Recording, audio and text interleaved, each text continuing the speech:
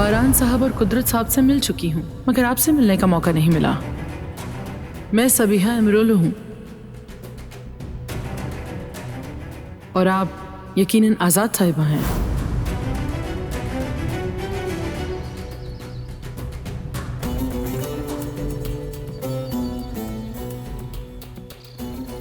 आओ बेटा,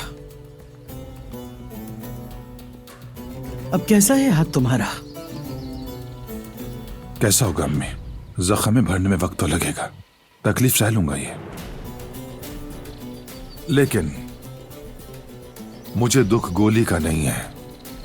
दुख यह है कि गोली मेरे अपने भतीजे ने चलाई। उस लड़की की वजह से जो कुछ उसने किया वो अब हद से बहुत ज्यादा बढ़ गया अम्मी, ये बता रहा हूं मैं। वो खुद उसे यहां लाया, हमने कुछ नहीं कहा। फिर हमसे कहा कि मोहब्बत हो गई है, लेकिन ये उसने अच्छा नहीं किया मेरे साथ। जो भी हो बेटा, हम यकीनन इस मामले का कोई हल निकाल लेंगे। ये ऐसे नहीं रहेगा। बारान ने गलती तो की है बेशक, लेकिन तुम उसके चचा हो, तुम्हें उसी निस्बत से बर्ताव करना होगा। तुम दोनों को याद रखो, हमेशा एक दूसरे का सहारा बनना चाहिए। दुश्मन भी हैं और दोस्त भी। जैसे वो सबीहा नाम की औरत अचानक कहां से आ गई? कौन है? क्या चाहती है हमसे? मैं हैरान हूं कि मुझे खुद भी कुछ समझ नहीं आ रहा।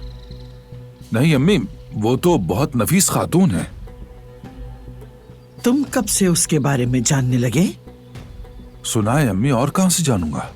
लोग कह रहे थे कि बड़ी नेक खातून है, कारोबारी है, कामयाब भी है, अस्पताल भी चला रही है। पता तो लगाना पड़ेगा, और ये भी कि उसका दिलान के साथ आखिर क्या रिश्ता है। समझ गए? दिलान से उसका क्या ताल्लुक होगा अम्मी? हाँ, मैं कह रहा हूं कि बड़ी कारोबारी औरत है, उसके अपने अस्पताल वगैरह भी हैं। खैर अम्मी, चलता हूं मैं अब।